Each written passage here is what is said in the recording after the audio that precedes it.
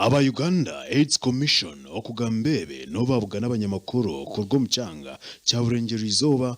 And I can tell you, when you promote an activity, you know 95% of our population hear what you talk about.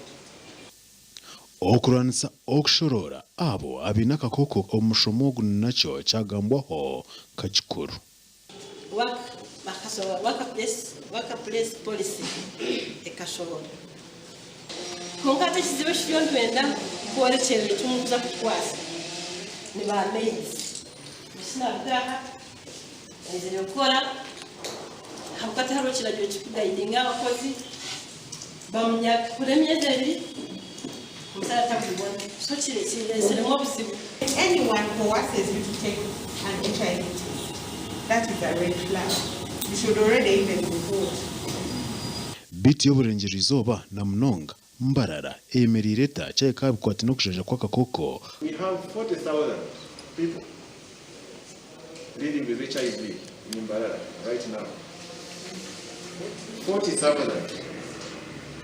And when we split that, the small Mbarara, which is Kashali, with a population of around 200,000, the people living with HIV in Mbarara, the small Mbarara is 10,000. So when you get 40,000 minus 10, it means Mbarara city retains 30,000. In Kwareshatu, that population is not a small population. So mutiyambe mburenji murengengu mwarwanisa stigma na discrimination from society.